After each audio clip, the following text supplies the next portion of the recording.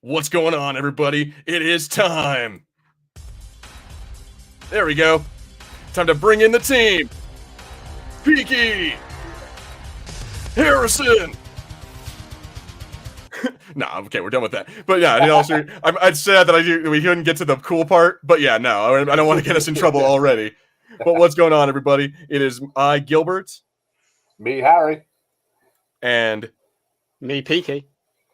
And we are here for the Fulcrum Entertainment Podcast once again. And we are, and we are talking, I was going to say we are here again, and we are talking about X-Men 97. Yeah, literally, boy. Dude, literally one of the coolest things that I think Disney and Marvel have probably put out in the last, like 5-6 years. Like, this is probably the best Marvel property that has been done, like, bar none. Oh, fuck you, Moon Knight. High praise. I mean, dude, and the fact that it feels like it could fit so well into the MCU, and like I feel like they kind of are trying to be like, hey guys, remember that thing in Doctor Strange? Remember that thing in Miss Marvel? Well, guess what? I feel like they're absolutely trying to bring this into and make it more of like a more established thing in the MCU, and I'm like, I'm all for that. But yeah, guys, so we are here to talk about it. So we're going to go through and just kind of that was my initial thoughts. So let's go ahead and get Harrison's real quick and hear what his initial thoughts are. Go ahead. It's good. It's darn good. Like, I find this, certainly these days, easier to watch than the original series. And they're making great stories with it, like straight out the gate. So yeah, this is going to be one to watch. And I hope we're getting more. But it feels like we haven't got much left, I suppose, compared to the original, where you'd have like endless numbers of episodes in a single season. Having like 10 feels like a little bit not enough. I would absolutely agree. It feels like, although like it's not as serialized as the original series was, like with just like you said, one episode, next episode, and each one doesn't really have too much like bearing. It's just kind of like it's a fun little story that we can just do in a short time. These ones feel like they're doing a lot in these. Yeah. They're establishing so much and making it, like, for example, like we have one that we'll talk about in a minute, but we talk about the episode with half Jubilee and half Rogue, or not Rogue, half Storm's episode. Yeah. Like, that is a part one. So we're going to be definitely getting a continuation of that later, and there's going to be more to it. So I think that they're definitely building up a lot more than the original series did. Peaky, what are your thoughts on the show? I've honestly fallen in love with this show. I agree with Harrison's statement of it's easier to watch than what the originals were, because I've tried going back and rewatching the originals multiple times since they came onto Disney Plus. I struggled to get back into them. Whereas this, like, I look forward to each episode, and I could happily watch each episode over and over again as well. So, but yeah, no, these first. I was gonna say, how many times have you watched each episode so far? 3 times. Okay, that was about what I thought. All right, continue your thought. Yeah. So these first 5 episodes, I'm casting it 6 in reality, because we had that split episode of, like you said, we had the Motendo, and then we had Life Death Part 1. So I'm counting it as like we've had 6 episodes technically, because we've had 2 different storylines in each. But I also like how each episode has more or less continued straight off the bat from the last episode. Whereas from what I can remember, the original series, they did that, but they didn't do it as often as what we've had it already. Whereas this seems like a continuous thing. Like, we've got the overlooming threat of Sentinels, with hints of other villains making appearances as well. So I love what they're doing, and they need to keep doing it. But I do agree with, we need more episodes in season 2. So would you guys be like more happy if they did like a 20 episode series and then kind of like took it, like, see, now at that point I wonder, would it lose some of its like seriousness, or like a lot of what made these episodes cool is a lot of the stuff that happens. Like episode 1, we get, they have to go take down Bolivar Trask because he's building a second master mold. Episode 2, turns out Magneto's now the new leader. And now we're going to go, what do they do in episode 2? I think it's like the UN. He gets arrested by the UN. Yep. And then that's the whole trial, I believe. Yeah, Yeah. episode 3, they get attacked, but like they have their Jean and Scott, who turns out Jean is actually Madeline Pryor, like he called it. But yeah, like they have their child, and he gets taken by Mr. Sinister, and we get that badass like shroom trip. And So one thing I loved about that episode is when obviously they're talking about Mr. Sinister, Morph shows his like old face from the original series. Yeah. Mhm. And like, do you know what? I kind of like when I was watching that, I was kind of like, because of all the traumatic experience that the trauma that he experienced from Mr. Sinister, I can see why maybe he's not using that face anymore. Yeah. And it would actually make absolute sense as to put as like why he's doing just like the polymorph face that he has. Yeah, because if you think if he's got to look at that face in the mirror, it's gonna constantly trigger really bad memories and flashbacks for him. So I can see why he's done that, and it makes a lot of sense. Do you guys think that was his like? So is that like the one with the bags under his eyes, like where it's like it looks like he's not sleeping at all? Do you think that's his actual like that's how he always looks, or was he just trying to prove a point? I think that's how he usually looks. Okay, because that's And then he that's uses messed up, that man. like that blank canvas type face around everyone else. That maybe it kind of like hides the pain that he's going. That he's still probably going through a lot of pain through what Mr. Sinister put him through.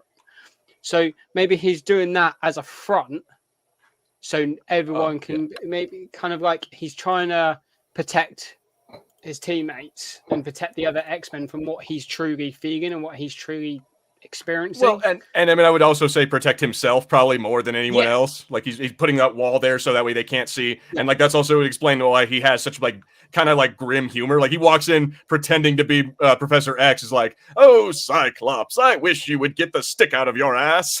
Honestly, I'm loving it, and the way like when Wolverine was up at that tree upset, he turned into Sabretooth to cheer Wolverine up.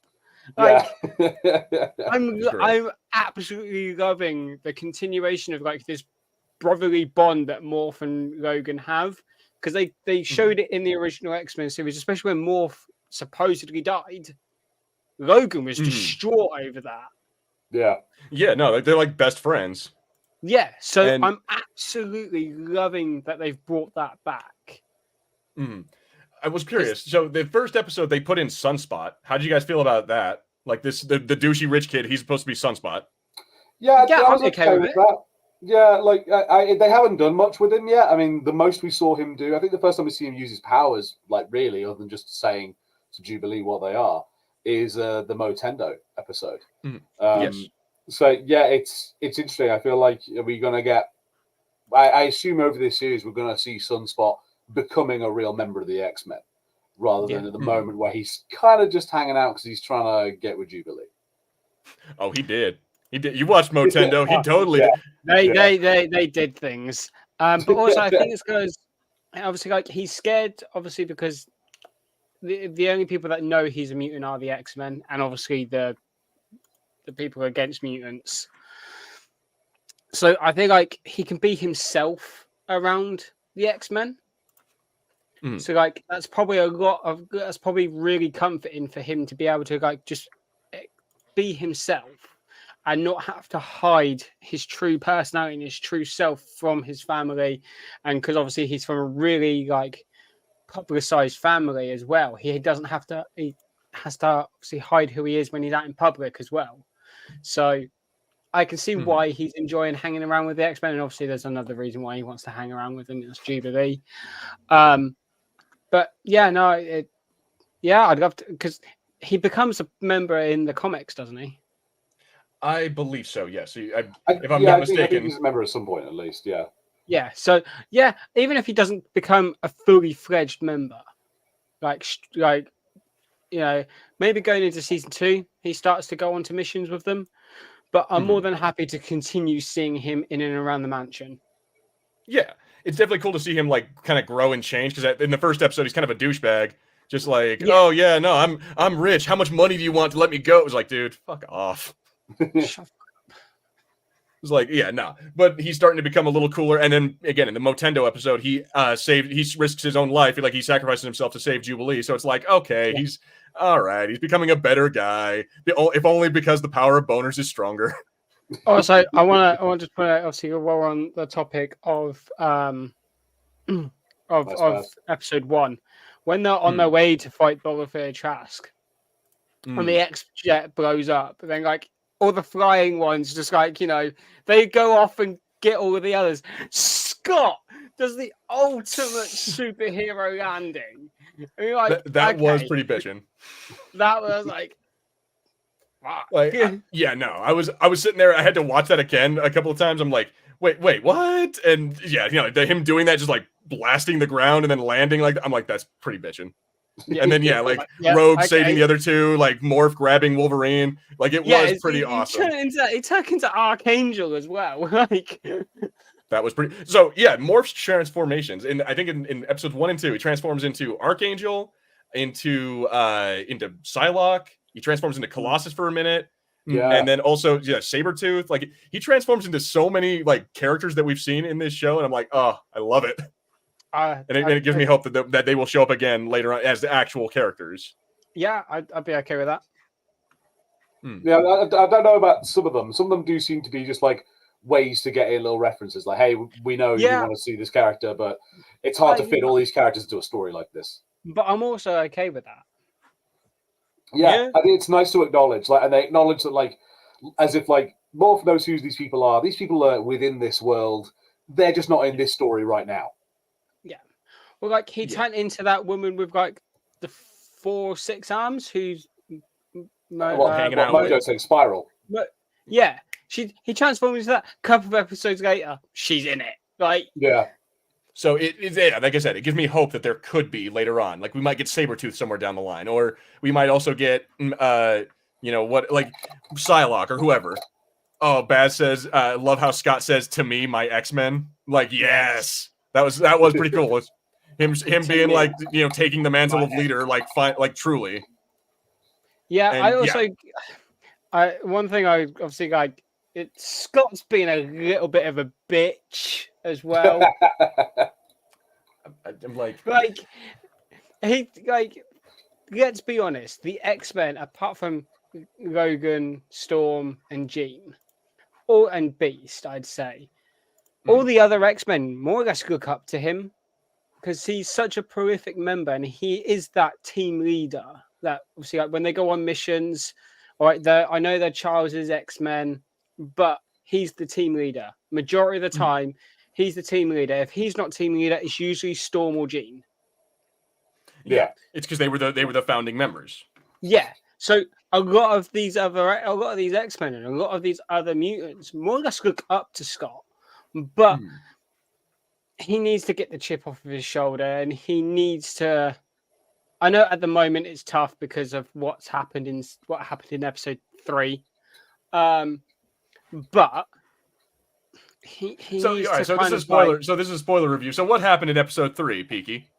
What happened in episode 3 is exactly how I called it, with Madeline Pryor showing up at the end. Well, that was the end of episode 2. The end of episode 2. Yeah. And then we're finding out that Mr. Sinister cloned Jean at some point, and we're not sure when. We're not sure when she got swapped out. And I love how even she's not even sure. I was like, oh, yes. So you're giving us more doubt of when we had the real Jean swapped. And so one thing I really liked about that is in episode 5 how he's like cheating on Jean with Madeline Pryor, like in like the psychic realm. That is great. Like, Jean's like that's the telepathy communication was our thing. Scott is like, excuse me, Madeline. I'm like, oh snap. Yeah. What were you gonna say, Harrison? You talk about Scott being a bit of a bitch in that episode. Like, whilst I understand, you know, Jean's going through some hard times. She's woken up. She's just discovered that she was gone for a certain amount of time. She doesn't know how long. But it's like, hey, let's be fair. She thought she was you. She is exactly you. And he put a baby in her. So, like, yeah, it's not that surprising. He might still want to talk to her. Like, and she's psychic, so talking by their mind is kind of a thing you do. Well, yeah, so I'm like, Jean said that for a long time. That's how they communicated. That's how they spoke. Yeah, So- like she does it with. I mean, like obviously not in such an intimate sense, but she does do it with everyone at some point. Like it's Yeah. kind of one of the main things that people who can read minds and talk through minds are there for. Professor X did it all to them, Mm. you know, like because he's got instructions for them or whatever. I'm like, yeah, okay, just don't be so. I don't know. It's a lot. Their whole thing, it's not bad, but it might be my least favorite part of the show because I'm just like, I'd like a little less Days of Our Lives and a little more shooty lasers. Yeah. Yeah, it's kind of like what Mojo said. It's like Summers Gray divorce court. It's like that is not X-Men. I did quite like the 90s TV references. Who's the boss? Yeah. Yeah, right. I Fucking love what was in it? that Motendo episode. I love the callback to like the original side-scrolling X-Men game. Like, Oh, yeah. that was brilliant. That was good. That was good. Just honestly, all the '90s references were pretty funny. Like I enjoy like when Jubilee calls the kid a yuppie. I'm like I haven't heard someone call them that since since the '90s. Fuck. Oh, Baz has an interesting question. Who's your favorite X-Men in the show? So in this show, Are yeah, we I'm gonna talking give it to all Gambit. time? Are we talking all Oh yeah, time? we're talking about all time. It's got to be obvious the Wolverine. But Yeah. if we're talking about the show, it's Gambit. yeah, like Gambit's pretty awesome in this. So far, he's only had that one episode where he's truly like the hero and the star, and it looks like it's the only one we're gonna get. A lot of people have been moaning about like how he's been acting with Rogan. Okay, Magneto. But that pissed me off. I want to go on a tangent about this. That whole thing about not even how Gambit's reacting, but how Rogue is like, oh yeah, no. Turns out we had like 5 seasons of this show. You never knew that Rogue and Magneto totally fucked. Like, yeah, we're just gonna gloss over all of it. They fought each other multiple times. They've been in the same fucking building together, but we're never gonna mention that at all. And now we're just gonna suddenly do that because a comic book said it. They did. But also, like, I can see Gambit's side of it. Like, Gambit has been after Rogue since day one. He's like the only person who's not afraid to even get close to her. Yeah. And like, it's like a relationship that he has to be celibate in. And we all know Gambit could be getting whatever he wants. Gambit fucks. Hands down. But he's being celibate for Rogue, yeah, which makes him that much more as like he wants her more than anyone else. Yeah, he had a whole episode about him having to get married with the Assassins Guild and the Thieves Guild, like it's something out of Skyrim. Like, he turned all that down because he couldn't leave Rogue. Yeah, man, and there goes Rogue. Second fucking Magneto shows up. Ooh, let's touch. I'm like, fuck you, Rogue. Yeah. Yeah, no, it was depressing, but I'm like, all right, on the one hand, you can kind of see where she's coming from as well, because it's like that's something that she's not capable of doing with anyone except for Magneto. Yeah. No, also, after all of that, and what happened in episode 5, where yet again he sacrificed himself for her. Okay. So we've mentioned this multiple times. I'm just gonna fucking bring it out. Yes, in episode 5, there's a part where they all go to Genosha because after Magneto's trial, it gets added to the UN because they all like decide that Magneto, he like after Storm loses her powers from a fucking I don't know, a power dampening gun or whatever. I don't know what the hell that is. But yeah, she loses her powers and Magneto gets pissed off and basically takes them into orbit and tells them like, I could kill you right now, but I'm not gonna. Like, be better because I'm trying to be better. And then so yeah, Genosha becomes a part of the UN. After that, during this whole nice party of like, yay, we're in the UN now, a fucking giant sentinel, like a master mold from the future, attacks them. And it is the most like messed up 15-minute, like not even 15, like 10 minutes of cartoon I've ever watched in my life. Yeah, it's dark. But I did like how they more or less took it from the comics because it's basically the Genosha genocide. Oh shit, like, that's an actual thing. It's kind of, I don't know how it works. I don't know how it happens in the comics, but there is like an attack on Genosha and it gets fucking wiped. Okay, so that explains that. But yeah, in that, like the Morlocks die, like so yeah, like Leech. I'm pretty sure. I don't know, but I'm pretty sure Magneto dies. Like I think because we didn't see him die, I think he might still be alive. But like the Sentinel recognizes him as an Omega level threat. And says Omega level threat eliminated. Yeah, okay, I was gonna say because I do notice there's a time where he says Omega level threat recognized, and he looks at Gambit first. Like you see the scanners looking at Gambit first, then it moves to fucking Magneto. And Yeah. you're right, it does say Omega level threat neutralized. I mean, So I'm like, I'd be up for that if I don't. If Gambit's an Omega level mutant, they're really fucking vague on what makes an Omega level mutant. Because like Yeah. Gambit's got great powers, but it's not the same as like I can control the weather or I can control any metal near me, not just what I'm touching. Yeah. or just straight up like at this point, Magneto can create a fucking like he went into space and still had like what's it Atmosphere. ozone or whatever. Force Yeah, an field atmosphere around. around him. Yeah, he can create an atmosphere around his body. So But what like I was kind of like as soon as like what got me right on the edge of my seat during that episode was when like Magneto saw mutants getting wiped out and he went ape. Like full on using a train as a whip. Yeah, I was like, that was pretty dope. he like, used that train like my dad used to use the belt. oh my god! Like every time the Sentinel went to charge its lasers, it's got slapped. I was like, "Oh, come on, Eric!" Oh, dude, it was so good. And then yeah, but like him dying, and then at the very end, fucking Rogue, like she's about to go, like she gets so pissed off that she's going to go kill the fucking try to kill the Sentinel herself. And Gambit says, "Nope, fuck that. I'm gonna be the one to like you get to stay alive. I'm gonna be the one to sacrifice myself because I love you like that much." Gambit really showed that, sorry, Harrison. Oh no, just Gambit really shows that he's a threat to be managed with. Like he's hardcore. I think it's sometimes easy to kind of discount Gambit a bit, like, oh yeah, it makes things blow. But when it shows some of the tricks he does, like charging his kinetic energy into his staff to help him leap over things, it's just such great use of their powers. The way, also the way he supercharged that motorbike and then used it, then jumped off of a building, collapsing, jumped off of it, sending it into Rogue to get her out of the way, and then pulling out his bow staff midair, jumping off of rubble to attack the Sentinel. I was like, oh, fucking. And like, yeah, you're sitting there, he's building it up. You're like, dude, who the fuck's he going to actually beat this thing by himself? Nope. But then in the last moment, I love how he charges the fucking robot up and blows it up. I'm like, his hands are like by his side, and you just see it glow purple. I was like, so he doesn't need to use his hands to make. Yeah, it's like, I'm touching you, my guy. I can do it to whatever I'm touching.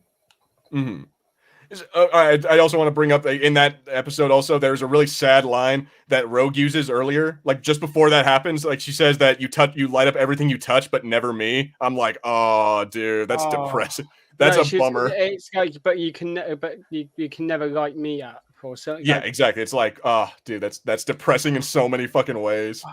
And then he's like, well, like I like how he's, we could be friends. We'd be really good friends. Well, I don't like.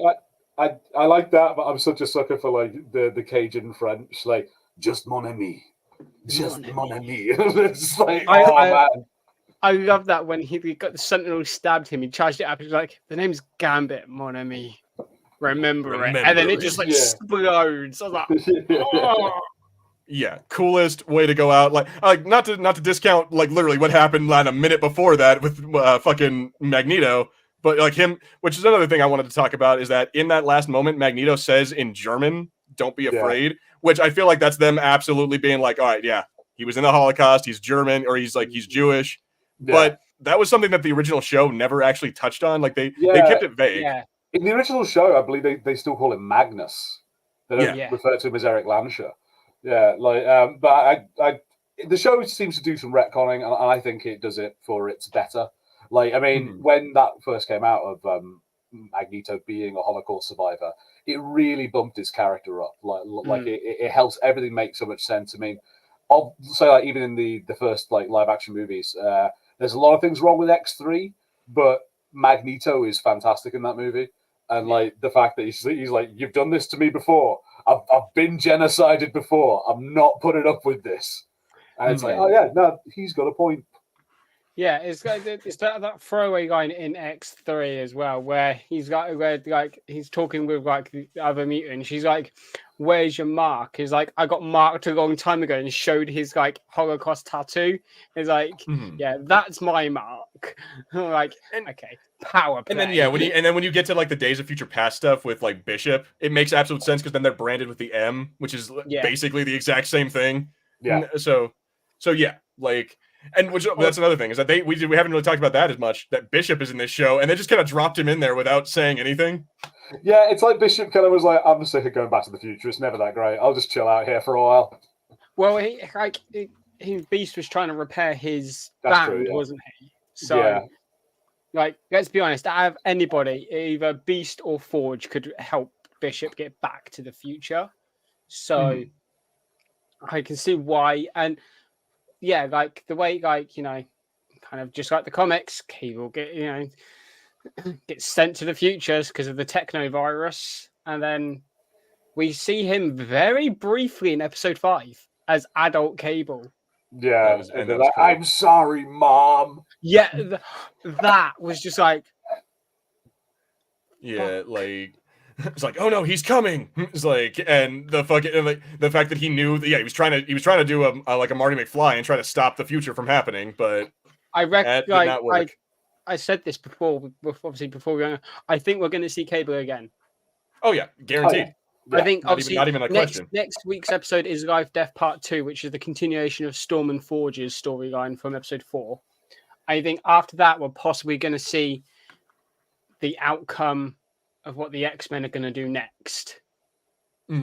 Obviously, like this attack on Geonosia, and well, yeah, now it's going to be like the aftermath and like the fallout of what, like, who made this giant fucking Sentinel? Where did it come from? Like, why did it attack our fucking? Well, obviously, why it attacked our nation? But yeah, it's like, it's going to be a lot of those questions, and I feel like we're going to get Evil Rogue.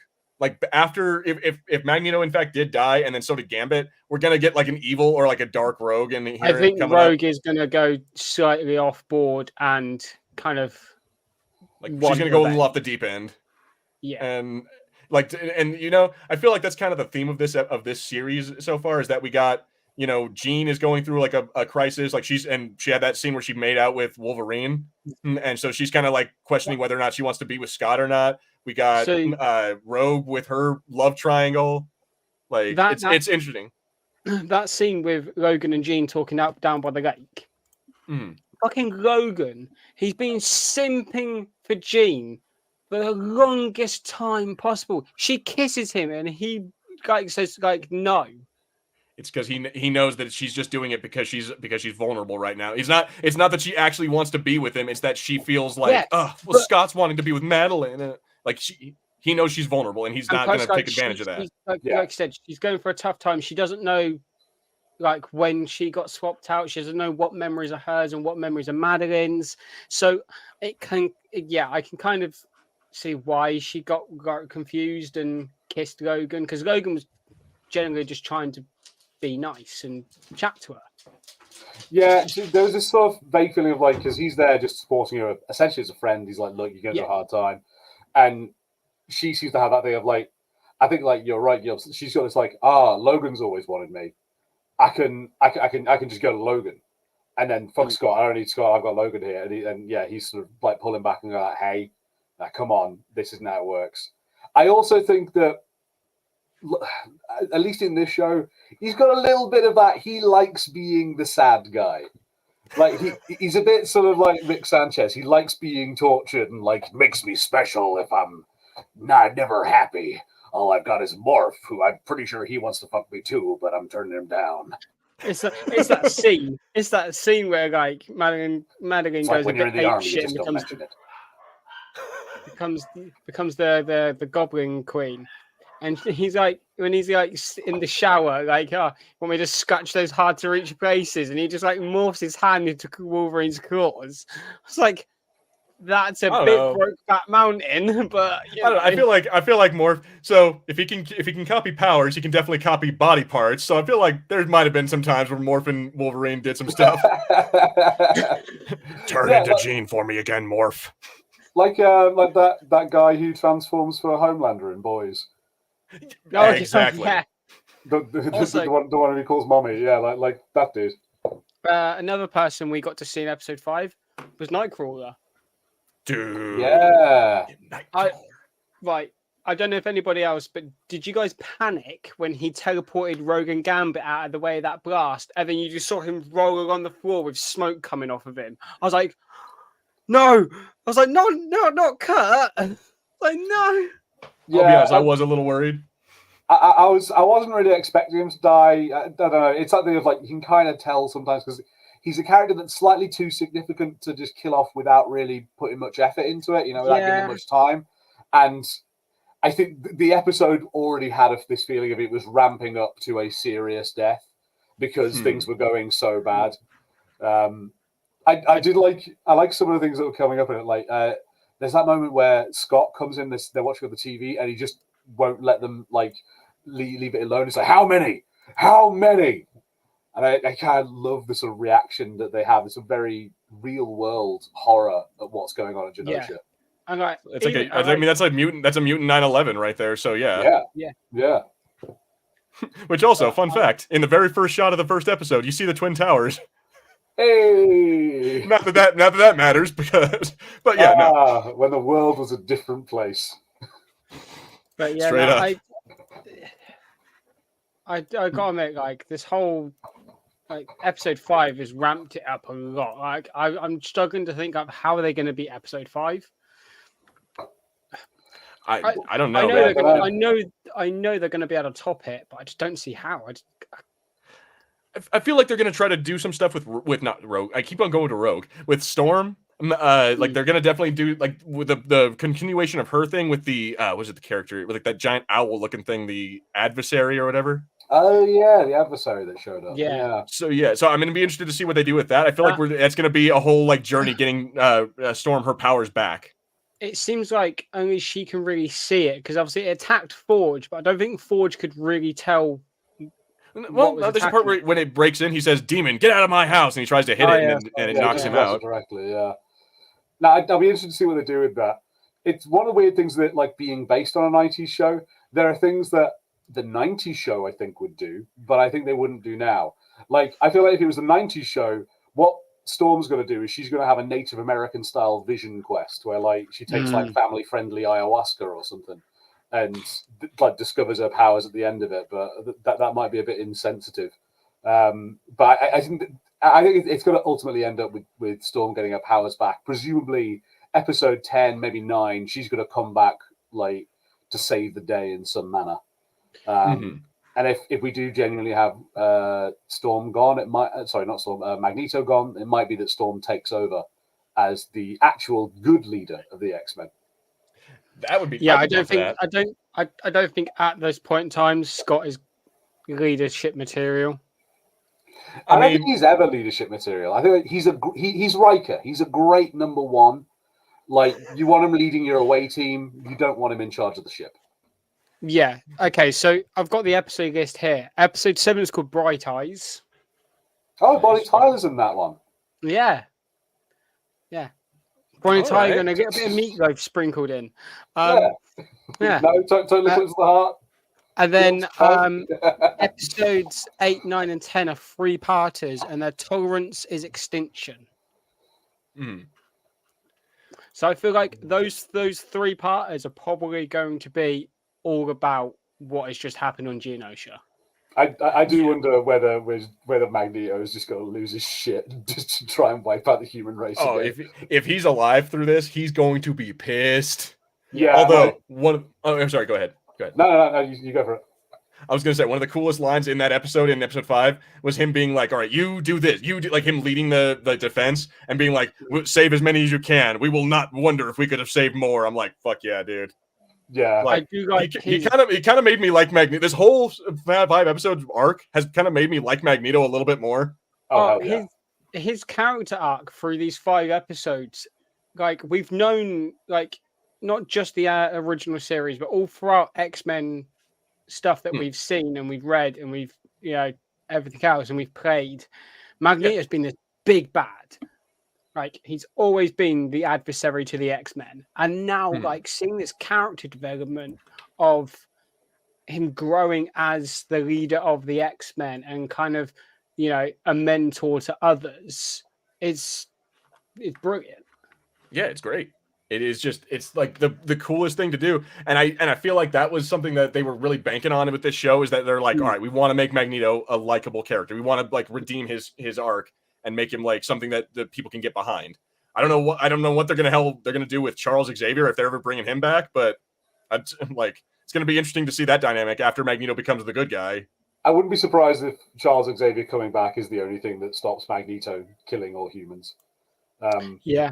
And it probably might have some time travel implications. So, you know, Cable's preventing something, Bishop's preventing something.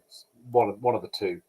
But yeah, I love Magneto. I've liked Magneto for a long time. This show has made him. He's really bumped him up. He's so well shown in this.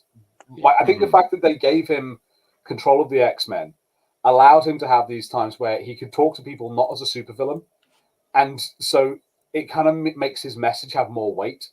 So I talked to you two off air about the moment where he talks about the Morlocks, and he just comes back to the mansion. He's like, "I'm sending the Morlocks to Genosha. I don't know why you didn't do that. You have superpowers and all this and money, a ton of money. Like you couldn't even let them move into the mansion. Like you left them to live in a sewer. I've actually done something about this." And I'm like, "You've got a very good point, Magneto."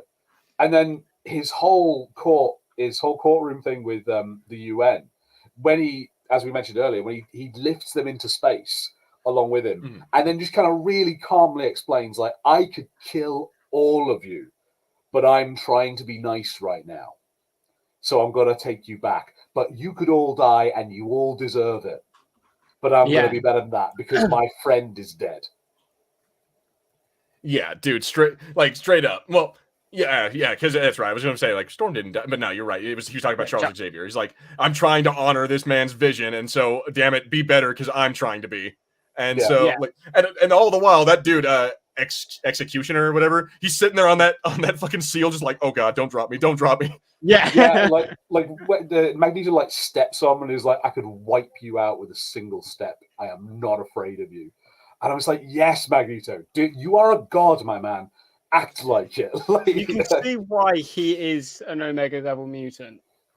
Yeah. Although you can also see why people are terrified of him because of like that kind of shit. I think that's the nice thing with Magneto is it's like I kind of wanted to say, like, you guys say I'm a terrorist. I've been holding back this entire time. I gave you all a chance. I could have just turned up and leveled cities, and you couldn't have stopped me. But I warned you, and I told you what I wanted. Yeah, and like the point that he makes is that like this is like when you see Storm like sitting there crying because she's no longer a mutant. He's like, "Is this what we have to fucking do? Is this what you want? Is like us like, you know, in front of you on our knees crying?" Like he gets like really, really indignant about that. I'm like, "Yeah, no, that's fucking horrible." Yeah. I love how like being still set in the 90s, it still has real world implications and real world messages like inputted into it. It's like, I mean, yeah, Friends of Humanity are absolutely like the Proud Boys of the 90s.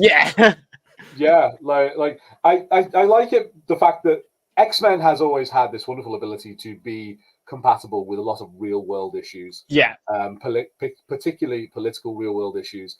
And what's great is that even though it's set still in the 90s, it's still basically the same story of its mutants, but you can still fit that to a huge number of things going on in the news right now. Like, it just fits so well. I did want to talk about Henry Gyrick. They go talk to that guy, like the guy who killed fucking Xavier, and he says like, "Oh, you're just a fad. You're trendy. Look at my mutant friend." I'm like, if you just replace the word mutant with like LGBT, it absolutely matches up with like today's fucking climate. Yeah.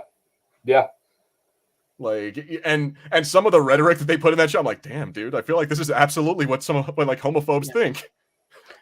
It's like, "You're our extinction." I'm like, dude, relax. I don't know if you guys have seen it, but they released like a new TV spot for this for like the next couple of episodes. Cap's shield makes an appearance. Captain America's shield. I mean, well, we've talked about the Easter eggs before about how they have like the Spider-Man reference in there during the first episode. So I'm like, it's possible we might be getting other characters and other stuff showing up. There is there's like a brief clip of missiles coming down from the sky, and Wolverine and Kurt are stood next to each other looking at them. What is that a reference from or to? I'm not sure what thing that. There's an X-Men comic cover that's very similar. Okay, cool. Well, I'm looking forward to whatever they have like more in here. I don't know how they're gonna top this last episode because again, like, all right. So I did want to bring up that episode one more time because there was one thing that I thought was really cool. Visually speaking, anyway. So the first time that the monster attacks, like it shoots the statues of Xavier and Magneto, and you notice that the Xavier statue crushes like a whole handful of like I thought that was actually kind of a cool like oh shit literally the statue of Xavier falls and like a bunch of people are sitting there like, and then they just get destroyed. They get like completely mashed. And I'm like, oh damn, dude. It's kind of interesting because having Magneto does bring up like there are some flaws in what Charles Xavier wants to do. Like I think it's a noble sort of idea, but his thing of we have to be better, we have to be good enough so they'll accept us. I'm like, no, dude, they're supposed to just accept you because you're people. Like the thing of like we have to act a certain way that is agreeable to them. You know, it's the concept of like, you know, racist people saying, oh, that's a good black person, that's a bad one, he's one of the good ones. It's that. It's like no, we can't do that. Yeah, straight up. Like when Scott was doing the interview and he's like, yeah, you guys are like, you don't know or you don't like this because you're normal, because you guys are, you know, you're shitty people and we have to fucking pretend to be like you. And I'm like, you know, I always wonder, like, for people like Leech or maybe like Nightcrawler, for, you know, the ones who actively look different and don't have like the say in how they look, like, okay, I kind of get, oh, you look different, you're creepy, but for fuck's sake, man, he's just a guy with red glasses on. Like, it's a chick that can read your mind. It's a lady who can control the way. The guy behind the camera during that like interview was like, when they're stood up, like, can your glasses are affecting with the light, can you take them? I was like, no, I can't. You guys, I'll decimate you all if I do that. Yeah, it's like that kind of shit. I'm like, yeah, they have powers, but they still are normal like they are just fucking people, for God's sake, Pete. Like, my God. That's one thing I wanted to mention, that I like that this show has kept up a little bit what the original did, which is most superhero cartoons, you don't get to see a huge amount of like your superhero just kind of chilling at home. Like, whereas with the X-Men, because they're all living together in this house, you get these weird, lovely moments where, like, you know, Rogan's Gambit are having a bit of a tiff because Gambit suspects what she's doing, and they walk past and like Wolverine's just in the living room, just like chilling, like he's like, I got nothing better to do.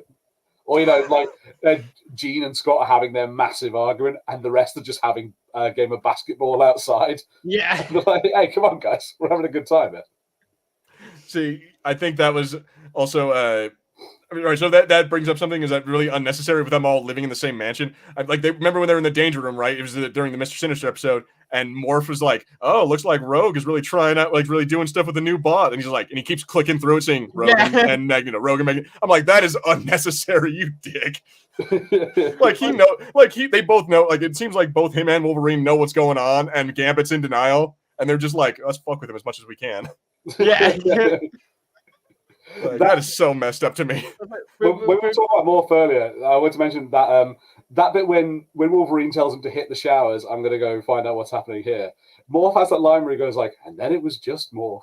And it's like, oh, you really wanted to hang out with Wolverine for the rest of the day, didn't you? You're like, hey, come on, dude. I gotta admit, like, you know, Morph is becoming my favorite character in this show. Like, Gambit is my favorite character, but Morph is creeping up the list just because of his one-liners. He's very much like a Deadpool-esque character, because he's just a dude with a mouth, and it's funny to listen to him just kind of go off. And he's so harsh. It's like if you had a friend who did shit like that, who brought up stuff like, you know, your dead friend, or the fact that, like, hey, this girl that you fancy is pregnant, and like, was it when he turns into Jean Grey, he makes her belly get bigger and bigger as he's talking. It's like, this is fucked up, my dude. And I love how they like the whole X-Men team just kind of lets him, like, you know, Cyclops calls him on. He's like, "Don't be a creep, Morph," when he does the Professor X thing. But I love how they all just kind of let him do it. Like, they're not going to stop him. They just bat it off. That's just Morph being Morph. I'm kind of amazed that like he didn't turn into Nathan Scott or Summers or whatever it is. Like when the baby disappeared, like Morph comes in like as the baby going, where? I've got a virus and I'm in the future. Oh, dude, he would have been killed. He would have been, at least if I would have killed. Scott would have taken his sunglasses off. Actually, do we talk about the baby a bit? Because how did you guys feel about the whole plot line where the baby's coming, but Magneto's being attacked? So it's like, oh, what do we do? Because I was a little bit like, I think there's a clear priority here, guys, and it's not getting Scott, making both Vogue and Scott leave this fight. Yeah, to go to the fucking hospital. Like, yeah, I'm just like, nah, my guys. Two massively like overpowered mutants leaving this big fight. Like. So my question, I think it's just because like so for the comedy or for the for the storyline, because like why wasn't Wolverine at the UN as well? Like he's probably one of the most useful guys to be there, and why the fuck wasn't he there? Yeah, no, it's all a bit weird to be honest. Like, and yeah, there's that moment where Scott says like, I shouldn't have left. I could have helped prevent this. And I think Storm is like, oh, no one could have known. It's like, no, he's right. He shouldn't have left. Him leaving was a stupid idea. I love how during obviously like during that attack, and Jean and Wolverine are at the mansion, and she's like, he's coming, and like Wolverine's like, who? Apocalypse? It's like, yeah, that was great. It's like, why would you think Apocalypse? Of all things. I also like, I don't know why, but my little fucked up brain like had a moment where, you know, like the baby's coming and like Wolverine's like, and I kind of want to be like, that's why you smell so fucked up. I haven't been able to tell you, Gene, but you smelled real fucked up for the last 9 months. I also like kind of like expected, like, you know, when they're like trying to convince the doctor at the hospital to deliver the baby, and they're like, Rogue, just use your powers and absorb his like surgical knowledge. Just get Wolverine to do it. He's got claws. I mean, I don't think a C-section is. I don't think all right, Peaky, I'm gonna give you a knife. You go do a C-section. All right, I'm on I feel like it's gonna turn into a double homicide. I think that was one of the things that I didn't like about it, was that it felt like such a non-issue, because I'm like, right, for a start, he's not the only doctor in the hospital. Like, there's a whole like Hippocratic Oath thing, so like getting someone to treat her should be fine.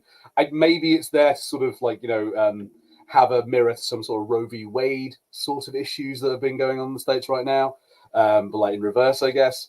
But I was like, you can get another doctor / look, you should have a doctor involved and a medical team involved when you are giving birth. But it is also a thing that the humans could just do. Yeah. So like in a pinch, I've seen enough sitcoms where babies are born in the back of taxis. If it comes down to it, a child is coming regardless. Like, and someone can, as long as someone's there to catch it. Like you say that, people like, my best friend delivered my other best friend's baby on the stairs of their house. So that's awesome. Yeah, right. So like, you know, it doesn't require you to leave the fucking UN where a man is trying to murder someone and multiple people, and you got people with energy weapons going off. Oh no, I've got to get to my baby. Yeah, no. Also, the police in that are really fucking worthless. Like, the guys bust in the UN, and the police don't even start. Like, I'm like, that's the one time where everyone's okay with you shooting the crowd, and you didn't. Yeah. For one time, you expect Americans to do the American thing, and they don't. Like, no, they're white. No, but in all seriousness, though, yeah, I just like, what the fuck? Why are the police even there if they're not even doing anything? Yeah. Yeah, no, I wanted to point out, I don't know if you guys spotted him, but episode 5, there's a cameo from another X-Men. Oh? On Geonosia. Which is that? I think there's a few, isn't there? Multi-Man. Yes, I did see Multi-Man. Yeah, he's like... I appreciated a lot of the weird mutant dancing that we got. I thought that was pretty cool. I liked the mutants like dancing outside in the city, and then when they're at the party, that was kind of cool. I wanted to bring this up, so that with that one, I'm like, okay, maybe mutant dance. You can dance in the air, you can fly. Like if you're Nightcrawler, you can teleport around or whatever. And like we see Jubilee in the nightclub, like doing, instead of like glow stick dancing, she's literally just like shooting off fireworks. Yeah. So okay, fine, maybe that's like some mutant dance. But there's a part in episode 5 where she talks where Gambit is being explained this whole situation from Rogue, and she's like, "Well, Eric used to talk about we would have mutant art, mutant culture, mutant fashion." I'm like, "Isn't that just fashion? Like, isn't just because you're painting with 3 paintbrushes and using your powers doesn't make it not painting." Yeah, no, you're right about that. I guess it's a bit like Wakanda. It's like he's talking about like how they're going to set up Geonosia or something like it, and they're going to make their own culture, and like people will recognize this as it's from the mutant country. But I also like during that whole like conversation of Rogue explaining everything to Gambit, he sat there flicking cards into the fireplace. Like... Sometimes they way too heavily on the gambling puns. Like when she said, "You always know the odds, Gambit." It's like, shut up, all right? His name's Gambit. We get it. Like I kind of want to go. "Oh, come on, shit! I'm more than just Cajun and card man." Like, we know he's a street hustler. You don't have to remind us all the time. I mean, but he does it all the time. Like in his last bit, he's like, "Gambit sees your bet and raises it." I'm like he does it himself, so Yeah, I think they're running towards it, and he's like, "Never much like roulette." And I'm like, what does that mean, Gambit? What does that fucking mean? I'm not really sure. Like I guess it's like because roulette is a random chance kind of game. Yeah. I was like, this doesn't work very much for me, Gambit. But you do you. I guess it's better than you spending all your time talking about crawfish or something. Or beignets. Yeah, because there is a bit with beignets, isn't there? If you just stop eating your beignets, Gambit, like, oh, come on, you can't stop Gambit having the beignets. I'll go have some gumbo later, then boil up a crawfish, slip into a po' boy, then go down the alligator swamp. I mean, that's pretty much, but yeah, so like it is a little one note, but I think that's like that's part of his charm, or that's part of like why we all like him. Yeah, he's so fucking cool. I do like to see Gambit out of his costume sometimes. Like I've heard that some people were upset about the crop top, and I'm just like, I'll get over it. I'm like, oh come on, it was the 90s. Like, get over it. Like people did that. People literally walked down the street wearing that kind of stuff in the 90s, and I got. Yeah, as it turns out, if you go back to watch fucking Friday the 13th, you'll see fucking Johnny Depp wearing a fucking crop top. Yeah, exactly. Yeah, I'm sorry. He's a bit of a fuckboy. We know this about Gambit. And I think he's got abs. He wants to show them off. Like he's fine. He's fine. Don't be and anyone who doesn't like that, anyone who's like, "Oh, that's fucking," I feel like, dude, maybe you need to look inward and be like, "Why does that make you uncomfortable?" I also feel like the people complaining about like the outfit choices are people that didn't grow up in the 90s. Possibly. There are some little bits of it that I do have a thing of like, it's not quite 90s. Like I think. Particularly with Sunspot, some of the ways he speaks, I'm like, this is a bit too Zoomer, like, or even too millennial. Like, there's a bit where it's like, oh, it's been a day, and I'm just like, it's not quite the right phrasing for it. Like, well, again, it's been 30 years. Like, the writers have aged a bit, and now they are like they're trying to be like, fuck, what did we say when I was a kid or when I was a teenager? That's radical. Yeah, shit like that. I want some more cowabungas in there. Cowabunga.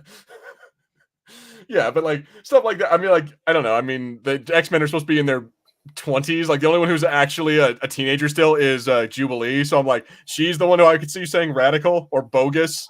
I had a real like transatlantic moment in the Motendo episode when she mentions that it's her 18th birthday, and I was like, awesome, right? Go to the bars, and I was like, oh no, can't do that. You gotta go to an arcade. I got Magneto's like, I don't want to go to an arcade. She's like sat there in her room mimicking Magneto. I'm like, that's fucking brilliant. Like, I think Magneto would love it because he'd be amazing at pinball. Yeah. He'd be a cheater at pinball. I feel like Magneto, like when it comes to Jubilee, Magneto is the disapproving dad. Yeah. He's always like the grandfather that you don't see. It's like your dad's dad, and like he was in the war, and he really thinks you're soft, and like probably thinks you're a bit gay, and he's just a bit of a dickhead about it. Yeah, like Hank Hill's dad. Yeah.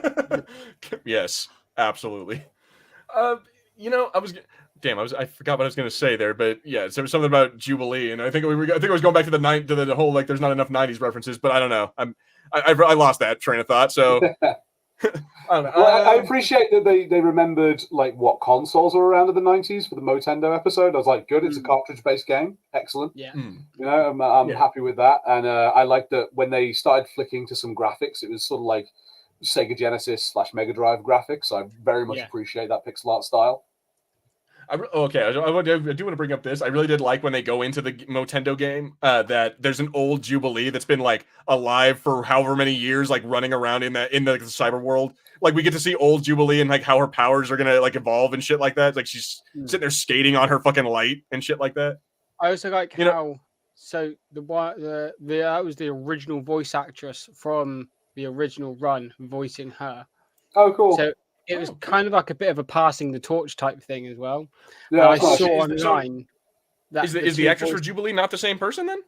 I didn't realize that. Oh no! I saw it online. They did a watch party together. They sat like on FaceTime and did a watch party of the episode. I was like, "That's fucking cool, guys." That's real nice. I like that. That is nice, man. Like, and that's yeah, like you said, Peaky. That's a really cool way for them to kind of like. It's almost like a spiritual way of passing the torch. Like it's the last voice actor telling the next voice actor, like, "Hey, it's cool that you're doing this." Yeah. Not that chick would have any say, but you know what I mean. Yeah. No, it's good to include that person. They've done really well on the voices because I know some of them are the originals, and then some of them they've got replacements in. The replacements are good. Yeah, Wolverine is a replacement. I know that. Great. Yeah. Yeah. I think Gambit, Rogue. I want to say Beast, and then Cyclops. I think all those four are guaranteed the same people. Same as well. True. Yes. And then Magneto's changed, and then Wolverine's changed. I think Morph. Yeah, like everyone else, they're all different voices. But so really good episodes, really good show. Like seeing the character development of just all of them from like both like Jubilee, Wolverine, or well, not so much Wolverine this episode or this series so far, but Jubilee, fucking Cyclops, Storm, like all of them having these different character arcs that are all like very deeply like important to them and kind of like to their character. I think it's like really cool to see that. So I'm looking forward to seeing what they're doing with it. Now it comes to the part of the episode where I want to ask, where do you guys think we're going with it? Harrison, where do you think it's taking it? Yeah, okay, so there's got to be a big reaction to the Genosha attack. I personally think that we're going to find that Magneto is still alive, and I think he's going to go nuts. I think he's going to be like, I trusted you, I tried to give you a chance, and you spat in my face, and now I'm killing everyone. So we're going to be onto that, and then it's going to be a series of, I guess, people trying to stop him. It'll be interesting to see what happens. Like, are we going to see like Madeline and sort of Jean put their differences aside, perhaps enter some sort of throuple with Scott, and then decide to work together to take down Frost Magneto. in there for some good measure. Why doesn't Madeline and Logan just get together? She looks like Jean. Well, Madeline has a son with Scott. It's not how it works. I don't give a shit. I mean, a little bit of me is like, it wouldn't. Relationships don't work like this, but there is a thing of like, I suppose, one of the Jeans could just go off with Logan, and then one could stay with Scott, and they'd just be happy, and they'd be all right, be chill. I mean, I guess it kind of solves everyone's like if Madeline and Scott get together, and they have a son in common, and then Jean gets with Logan. I guess that kind of solves both of their problems. But I don't know. Would that be something we all want to see? In the real world, it would be weird. It would be very strange. This is the comic book world. Yeah. So you kind of can't take people like that. I'm just like, well, it's even now. It's not quite how it works. But it's possible. I did like that line. There's a bit where Jean says, "I gave up galaxies for you," and I was like, yeah, that probably wasn't the right choice. You could have been a literal god, but you were like, oh no. This man with eyes that I can't see, he's the one I like. That was a cool thing. So the reference that she said, like, oh well, I told him to take his glasses off. And then she did, or he like them both like recounting that story of how she became like not the Phoenix anymore, and like she said he took his glasses off, and she like used her powers to hold back his eyesight. Like that was something I'm like, is that a reference to X-Men 3? or is that something that actually happened in the comic books? Because that's either way that happens in that movie. I think it's happening like multiple different avenues of X-Men. Yeah. Okay, yeah, because I'm like, the only other time real. I've seen that is in that one X3 X-Men United movie, and I'm like, is that a thing? Yeah, Like, that's cool. I'm pretty sure it is. Yeah. No, Yeah. yeah, it's nice how true it's being to like all the other X-Men stories that we know. Yeah. Mm-hmm. Yeah, and how, even though, like, again, we didn't really talk about it in the last series in like the first 5 seasons of the original series, but it doesn't really seem to matter because it's all fitting in really, really well. And the only thing that people are having problems with is, oh, Gambit looks gay. Ooh, they're fucking, Morph. What if he's trans? I'm like, dude, shut up. Morph Yeah, could be so, Morph could be anyone he wants to be, so therefore he could be anything he wants to be. Like, yeah, so whatever, dude. The idea of that doesn't really apply to mutants, especially when they're shapeshifters. Yeah, I mean, like, at that point, you're gonna like start like saying that kids can't play Pokemon because Ditto is non-binary. Like, it doesn't make sense, my guys. Just like leave it be. Yeah, just get over it. Basically, the world is changing, and you need to stop being fucking Bolivar Trask. Start being fucking Charles Xavier. Yeah, it's X-Men. No, the entire no. point is you accept people that you don't. Start being Magneto. There you go. Be better. No, that's what causes school shootings. Yeah, no, that's a problem. We have too many fucking Magnetos who think that the world is not changing in their favor. Anyway, moving on. So, yeah, Peaky. At least Magneto, I kind of agree with him. Yeah, true. But yeah, Peaky, where do you think the show is going? Give us now. Be once again. Tap into your fucking like whatever, like see the future powers and tell us what's going to happen. I'll do the Charles thing. No, I think like I've said it a couple of times. I think we're gonna see Cable back potentially, because why give us like little snippet of Cable having like being like forced back, obviously to the future type thing, just as the attack happens. Yeah, I think like Cable's going to do some time travel shit, get to Geonosia before they get like try and go a little bit further back before the attack and warn them. I'd love to see who has created this Sentinel, because Trask is in prison from episode 1, so guarantee that's from the future. Trask. Like it doesn't. I don't think it's going to be Trask. I think it's going to be like another master mold from like the Days of Future Past future. Yeah, that era. Like, somehow the Sentinel was travel back in time. Yeah, I can totally see that happening. I want to see. Obviously, like, we're going to get the outcome of what happens with Storm. It's going to happen, but I do want her to get her powers back and her to kind of like come back from this trip with Forge. Possibly Forge come back to the mansion with her, and someone's got to rebuild the X-Jet. And then obviously, like she finds out what has happened on Geonosia, and then like they kind of like they try to formulate a plan.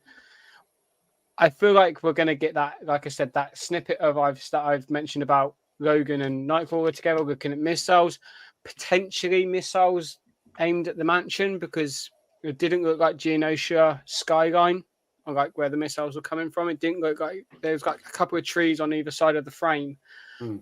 So potentially, maybe the X-Men get attacked somewhere else. But I can see Logan's going to brush those missiles off easily anyway. Like he'll just stand there and just be like, yeah.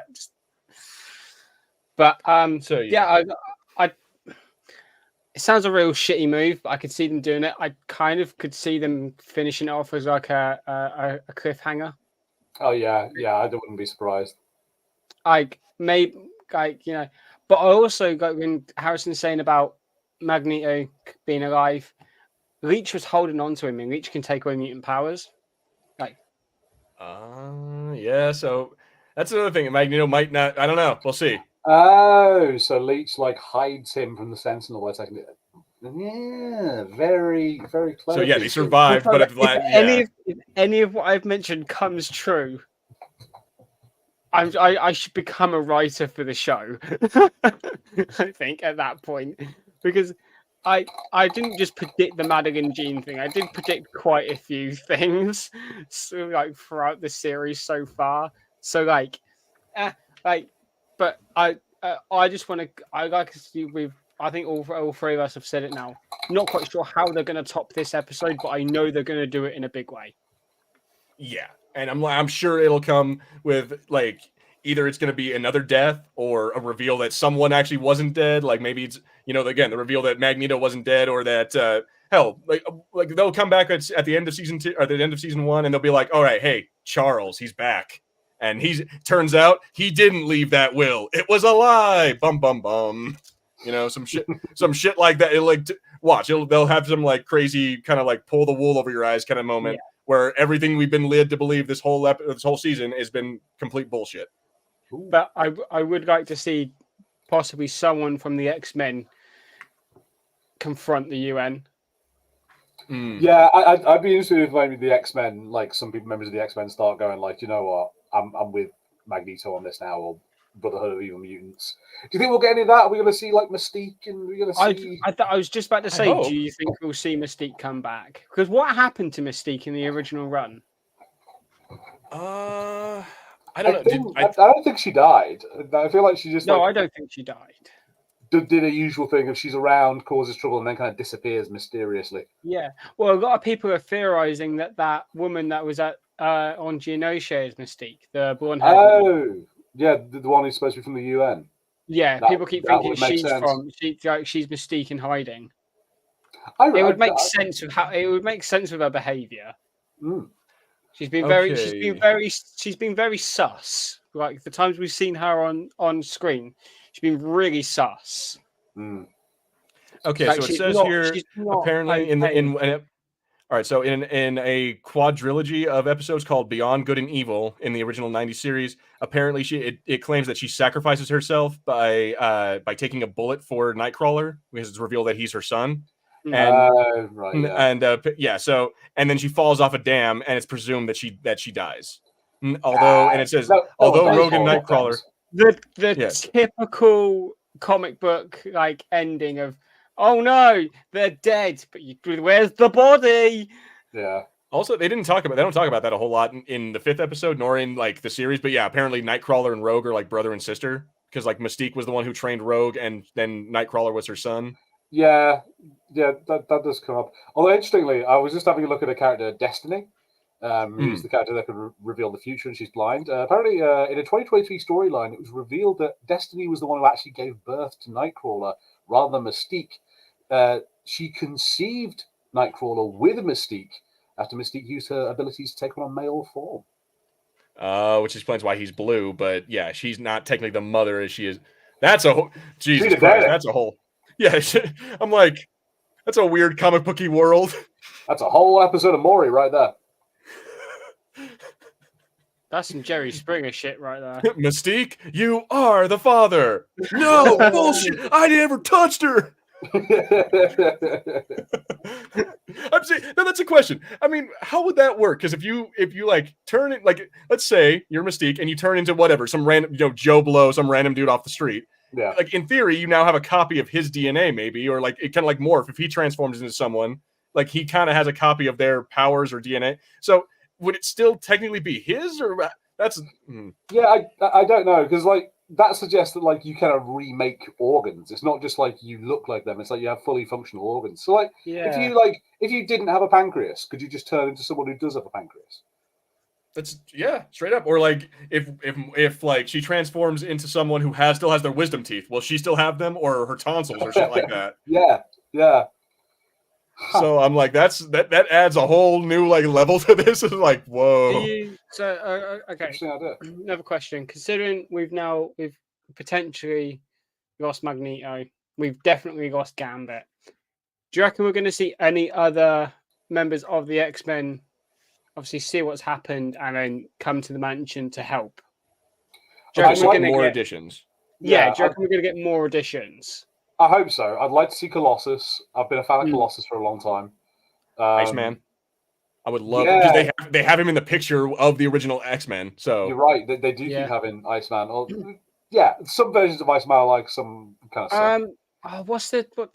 What's his name? They're like two brothers. They're short, bold people. Two brothers in the picture of the original X-Men. Well, there's in the original X-Men picture. There's I think Angel. There's Jean Grey. There's Cyclops. There's Beast, and then there's what's his name? Fucking Iceman. Like that's the original. There's 2 others in that as well. I think they're like brothers. I think, and they're bald. I'm trying to see if I can find an image of that because I don't remember seeing 2 bald guys in that picture. Yeah, nah, dude. Apparently, like it's just the 5 of them. Like that's the only picture I'm able to find. Oh right. And yeah, it's That's right, again, Cyclops, Angel, Jean. I thought there was just 2 more in the picture. Maybe I. It might have been like Professor X sitting in the foreground, but yeah. And they all have like those skull cap things that make them look bald. So yeah. But at any rate, it doesn't hover over that picture for very long, so it's very hard to like, get a glimpse of who's in that picture. See, if Disney Plus wasn't being a shit, I'd be able to screen share, but for whatever reason, they have like this thing that doesn't allow you to do it. It's just a black screen when you try. It doesn't allow it on Discord either. Yeah, because Disney's a piece of crap. But yeah, so anyway, the point is I would like to see Iceman come back. Colossus would be cool. If Mystique wants to show up, fuck it, dude. Let's get Mystique in here. You have to see Angel. Angel, but at this point he'd be Archangel probably, but let's see. I personally, he's still Archangel, isn't he, from his Apocalypse run? Yeah, personally, I don't think she was ever in this series, but I want to see Shadowcat. I'd be super down for having Shadowcat show up. I'd be cool to see Kitty. Because I don't think she was a character in the 90s, but still, I would love to have her. Or well, actually, that's not true. She was in because the Days of Future Past run came long before that. Yeah, so, she was around, but I think you're right. I don't think she was put into the cartoon. But yeah, it'd be nice to have Kitty Pryde around. Yeah, I'd be down for that, and like have her little fucking dragon thing too. I don't know why she has one of those, but I think from the Savage Land. But yeah, give her her dragon too. It's in it from another dimension. It might be. Yes, I believe it is. Isn't it Crowley, from the same I think it's dimension? called. Isn't it from the same dimension Magic can go to? I think you're right. I did not know that.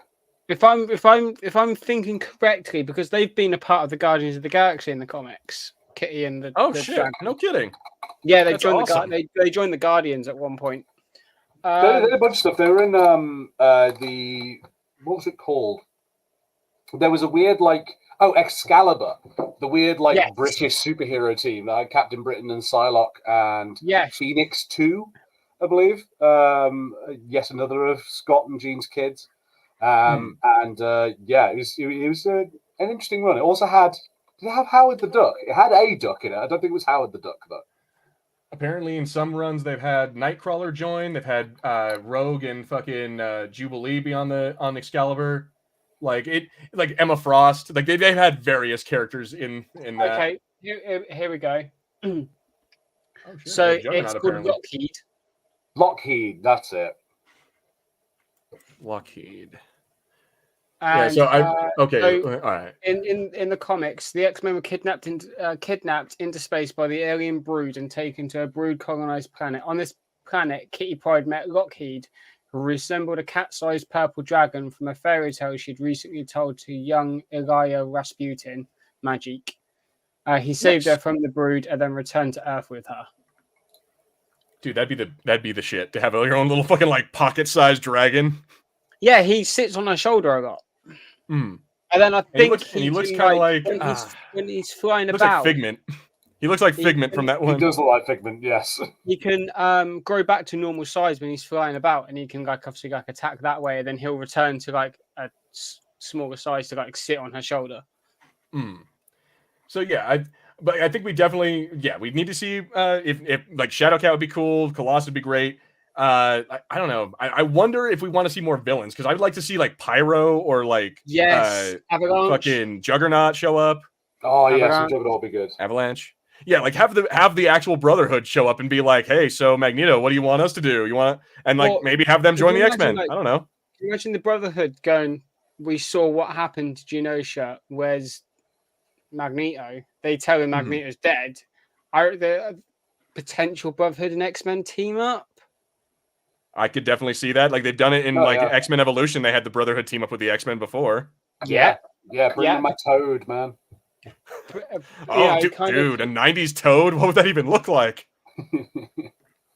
It looked like Jason Mewes, but like that could jump. Jason Mewes, but could jump. Yeah, no, Motherfucker. I'd be down with a temporary Brotherhood and X-Men team up, just to kind of like, you know, obviously, you know, in memory of like Magneto, and to kind of like get a little bit of justice for what happened on Genosha. I And wouldn't then be Cable surprised if we comes in do see and something like that. Like every mutant villain just starts coming. Yeah, because we saw Genosha had I remember his name when I see him, and I forget his name. Leader of the Hellfire Club, Kevin Bacon played him. Sebastian. Sebastian Sebastian Shaw. Shaw. Yeah, Yeah, Sebastian he's Shaw's there. he's Emma Frost is there. He's dancing with Emma Frost. Yeah, Oh shit! Is that who that was? Yeah, I was that was Emma wondering. Frost. Was Yeah. wondering who that Ichabod crane looking motherfucker was. Yeah, that was Shaw and Emma Frost. Okay. Yeah, because like that, they for some reason still have their Hellfire costumes on. Because I mean, like Emma Frost feels more understandable. It looks good. He does look a little bit odd. It's like, all right, mate. You He just come from reminds me Hamilton. of his outfit and the way he's designed in this reminds me of Vandal Savage from the DC animated movies. Very much so. Yeah. I for a second, I almost kind of was like, wait a minute. Like the clean cut like facial hair, like the obviously like the normal hair and the outfit. It's very Vandal Savage like. Nice. Especially from the movie Doom. Like you look at Vandal Savage there, you look at Sebastian Shaw. They're very similar looking designs. Yeah, and I feel like that's kind of on purpose. Like I don't know, maybe Yeah. that's just me, but I also feel like that's because obviously like the 90s and they're like what was Justice League Doom? That was like what 2000 early 2000s. Yeah, something like that. That's cool. I didn't realize that. So let me see here. I don't know. I think we pretty much reached the end of it. Is there any like last thoughts you wanted to have? Any last things you wanted to say about the show, or anything you didn't get to say during the story? Harrison first. Was there? We mentioned we want to see magic show up. Morph does turn into magic. While the Goblin Queen is rampaging, which I love the fact they bring up the fact that she's the Goblin Queen. I felt justified because I mentioned it last time we talked about X-Men. And I was a bit like, did I make this up? Have I imagined this? But no, it did happen.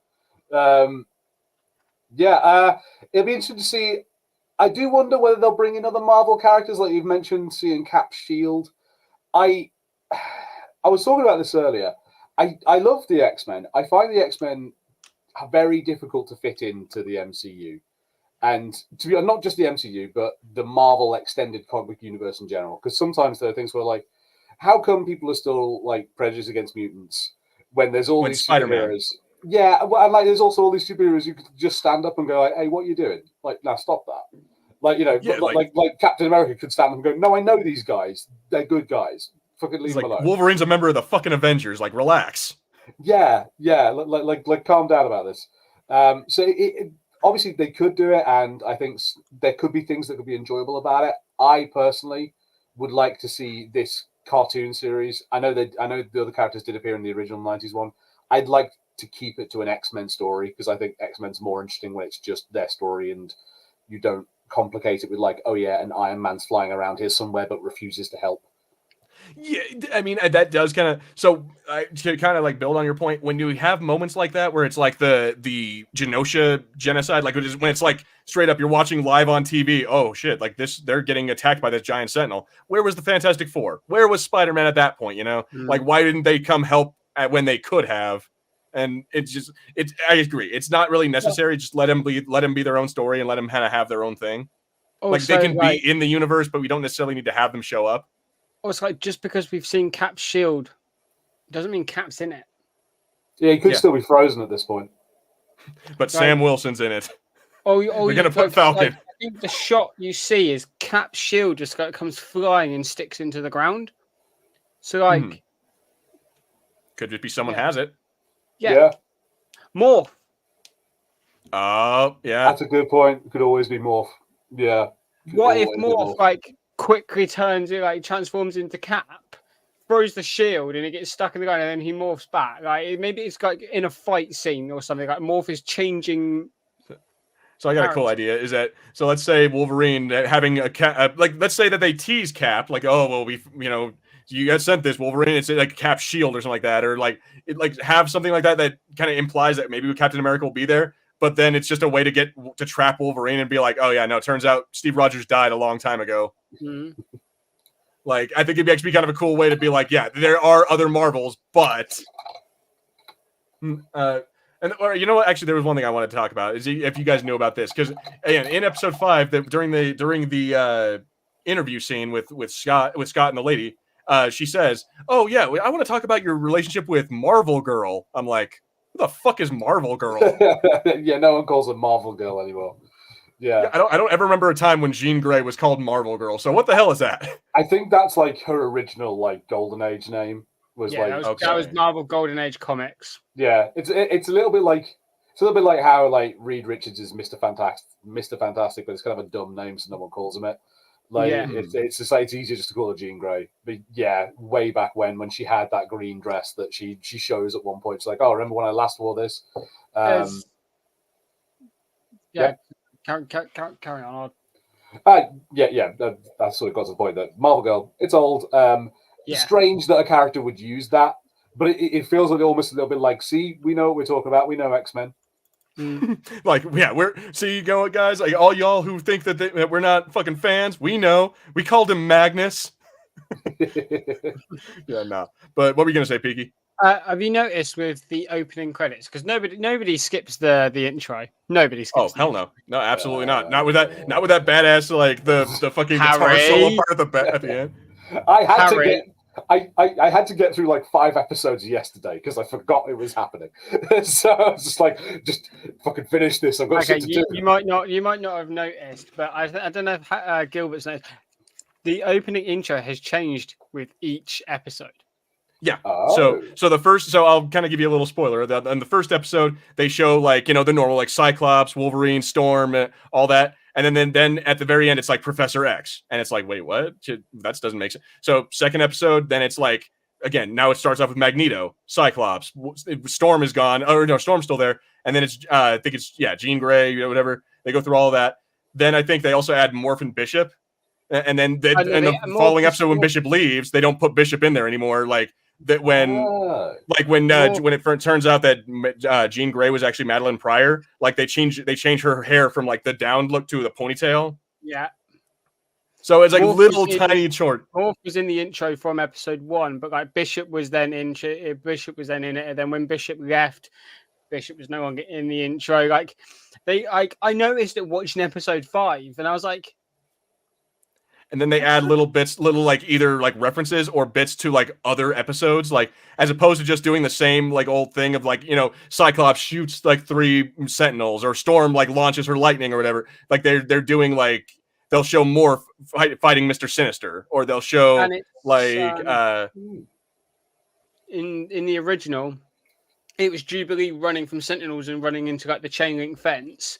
This time, it's Sunspot. Yeah. So yeah, like and each episode has little tiny differences that kind of like match up to what's. So if the next episode doesn't have it's probably not going to have Gambit in the opening, and if it doesn't have Magneto, then you know that he's dead too. Interesting. Okay. Yeah. One thing actually. Sorry. Yeah. It's very, very subtle, but like when you watch each intro, you can kind of tell that something's changed and something's not quite right there. It's pretty great. What were you going to say, Harrison? Something that I realized that I do want to mention about the show. I'm happy with most of it. I don't think Beast has had enough to do yet. I want more Beast. Like he's just kind of he was fixing the time thing.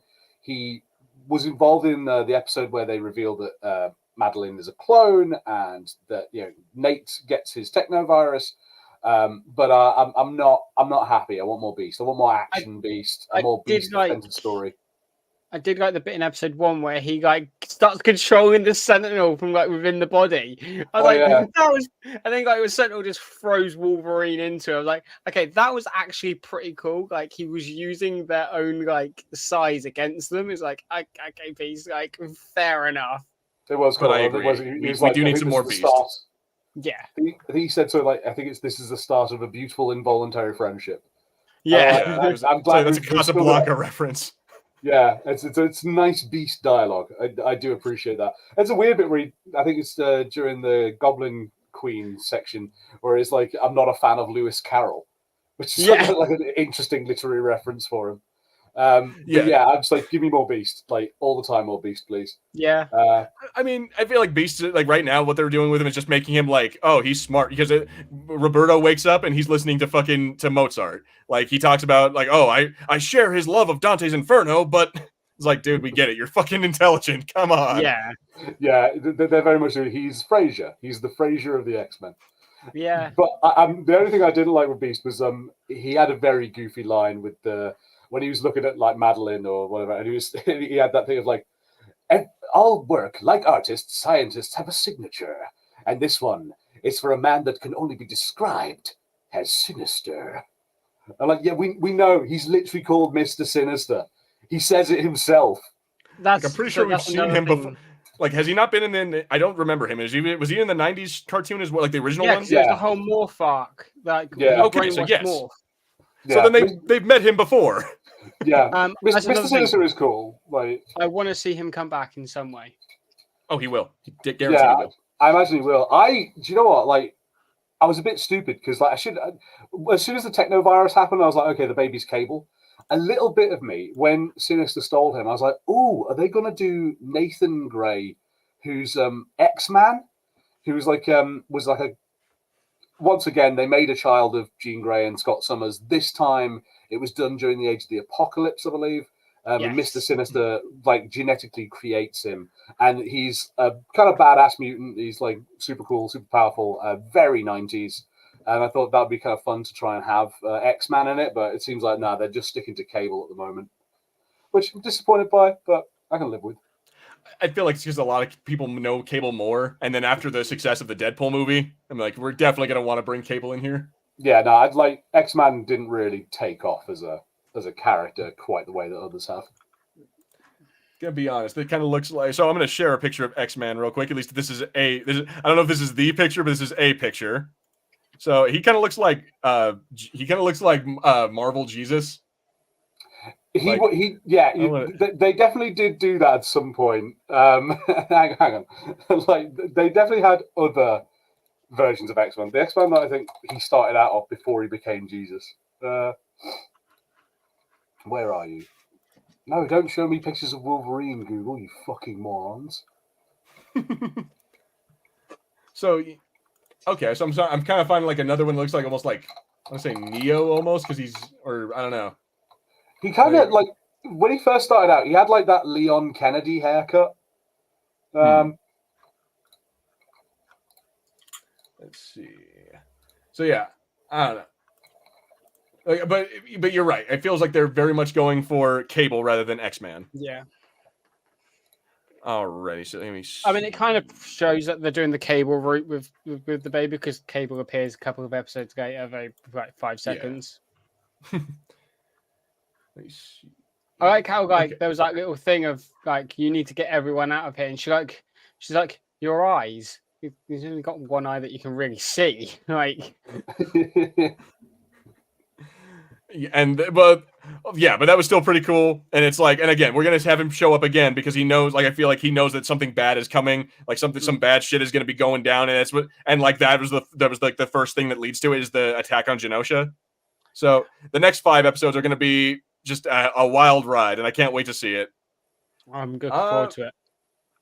All right, I think we're actually pretty much at the end of our time. So here, I will say. So real quick, thank you guys all for watching. Thanks to Harrison. Harrison, you got anything you want to talk about with us? You got anything new you want to say? Yeah, new audiobook has just launched on the channel, so please do go enjoy it. So it's Resident Evil, The Umbrella Conspiracy, the novelization of the first Resident Evil game. So we had the City of the Dead audiobook here on the channel already, and I did do this one live years and years ago, but I've decided to redo it in better quality. So please go check it out. It's a fantastic book. And if you love those games, it is a great way to enjoy the story of the original. Hell yeah. And go do that. And then also while we're at it, I want to just bring this up real quick because I know you had it. Yeah. It's the original X-Man. That's more the X-Man that I knew rather than the Jesus one. I mean, obviously, very 90s sort of design that they've done in there. But I liked him. He had this weird thing. He was psychic, but he had the weird eye beam, like as a reference to Cyclops. It was nice. Mm. All right, and so yeah, sorry, I just wanted to bring that up because I knew you had it ready to go. All right, Peaky, you got anything you want to tell us about on your channel? Yeah, Any new news? We hit a staggering 1K this week, as well as 75,000 views. So we're on our way to 80,000 views as well. I'm still blown away. I don't think it still hasn't quite sunk in that I'm at 1K. Just because I mainly think it's probably because it happened within a week as well. Like it happened really quickly. Like every day, I more or less nearly every day, I hit a milestone. So I was like, okay, can't really catch up and keep up with all of this. I am planning a giveaway for it. So I will be releasing a video on my channel this week. So keep an eye on my channel, keep an eye on my socials as well. So Instagram and Twitter, because I'll be throwing it up on there as well. I'm still trying to think of how I can run the giveaway. And we're starting a new project on the channel. They're literally tonight as well, but it probably won't be out this week just because of editing wise. I usually get my game night videos edited on a Sunday, and I'm out all day tomorrow airsofting, so it will be pushed back a week. So Minecraft it's going to be a Minecraft project where I'm grabbing the What Is Game Night crew and I'm pitting them against each other and sometimes teaming them up to win a coveted trophy to put in front of their houses. I will be competing alongside them in some challenges, but sometimes I will be the glamorous host or, mechanical madman that has created such devious acts. And yeah, it's a fun little project where we're just going to be, I'm just going to be having a bit of a fun time with the Among Us crew, the Game Night crew, but it's not going to be in the Game Night series. It's going to be titled Minecraft Mondays. At the moment, I still haven't penned a set idea on a name yet, but yeah. And I've got 10 strange and mysterious stories that I really need to get recorded because I have the scripts sat here on my desk. Luckily, I have got a week off at the end of the month. So that's probably when I'm going to try and bulk record a lot of my live action stuff compared to the game stuff. And I'm also going to do some solo What Is Game Nights as well. I've been watching a lot of Happy Wheels content on YouTube. So I'm gonna do some solo What Is Game Nights. Maybe they'll do them as like a live stream type thing. But there'll still be a What Is Game Night, but I'll do them as a live stream. So cool, man. Well, I'm looking forward to that. I'm sure everyone else who watches your channel and follows you as well. So go check out. If you don't, go fucking follow Peak or go subscribe. Go get him to 2,000 now. Yeah. So now he has to do a second road to 2,000. Road to 10. That's your next milestone. Make it road to 10,000. I think 5 in the next 2 years. Over the next 2 years, watch. Within a week, it's like, what am I? How did I get to 2,500? I mean, Visual Cleanup Detail Part 1 came out yesterday, so we'll see. We'll see how it goes. But all right, guys. So I want to say thank you all for watching. There was only a handful of you today, and not a lot of commenting. I imagine that either means that you guys are not watching fucking X-Men, or you just didn't care. Either way, what the hell is wrong with you?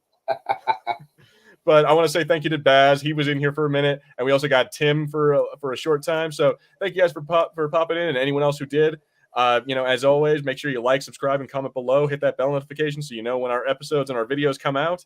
Go check out our audiobooks, our podcasts. Check out the fucking Peaky. Go check out the audiobooks, the podcast. Go check out all of our awesome content and any of the new stuff that we have coming out. Our shorts, our fucking Harrison did a pretty funny thing where he fucking was describing T-shirts to you. Oh yeah, I've got loads of those. I need to keep posting them. I forgot all about them. So yeah, we have all kinds of that stuff. So go check it out. And as always, I have been Gilbert.